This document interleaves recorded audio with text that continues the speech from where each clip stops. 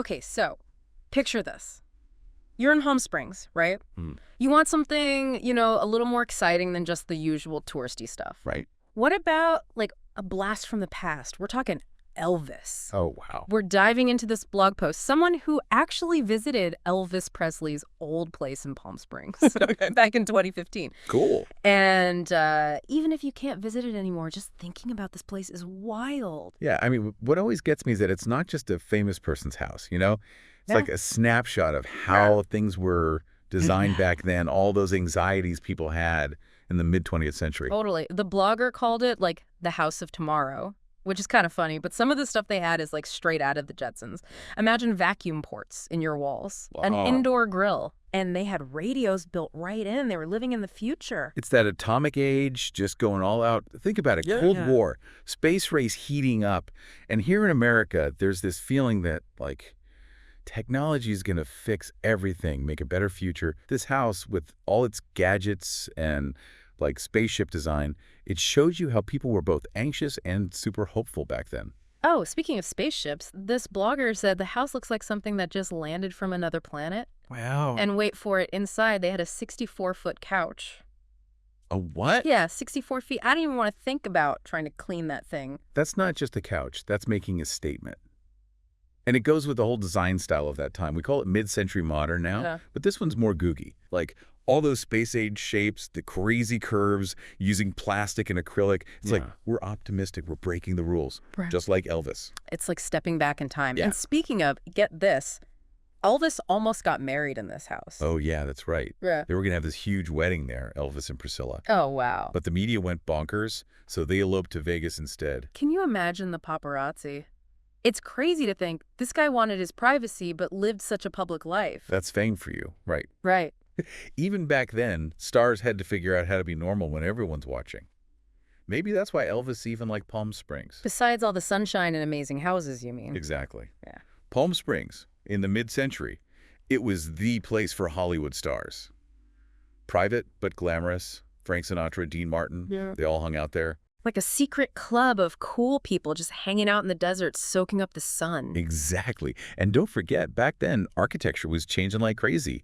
Palm Springs was where you went to see all those modernist buildings, those masterpieces. So you're telling me beyond all the glitz and glamour, Palm Springs was like an architectural playground? I wouldn't have guessed that. And Elvis's house, right in the middle of it all. Oh, absolutely. Mhm. That house wasn't just a celebrity hangout. It was in magazines and everything. It was the definition of cool back then. I bet. Man, I wish we could see those old magazines like a window into the past. Right. Imagine seeing how people lived back then, what they thought was stylish. Speaking of the past, did the blog say anything else about what it was like inside Elvis's house? Are you kidding? Yeah. They talked about the bathroom, had a sunken tub. Can you imagine Elvis relaxing in there after a long day recording? Or just escaping the desert heat? Oh, man. And that giant couch, it wasn't just for looks. The blogger actually sat on it, said it felt like floating on a cloud. To go back in time and see it for yourself, it's amazing this blog gives us a glimpse of what it was really like. The power of a first-hand account, right? I mean, you can read about Elvis or mid-century design, but when someone tells you about being in that house, touching those things, it makes history come alive in a whole new way. For sure, and not just any history. We're talking Elvis history. Okay, I have to ask, did they mention anything about Elvis's music collection? Like, was there a jukebox or a special room just for listening to music? You know, I don't think they said anything about a listening room. But they did say the house had these really cool built-in speakers. No way. Yeah, like everywhere. You could hear music throughout the whole house. Talk about living the rock and roll dream. So even if you weren't hanging out with Elvis, you'd still feel his presence through the music. Exactly. And that's what makes this so cool. You wouldn't get that from a boring history book. The blogger's experience brings that whole time period to life, even the messy parts. You know, that reminds me of something else. The blogger mentioned that Elvis's house overlooked Marilyn Monroe's old place in Palm Springs.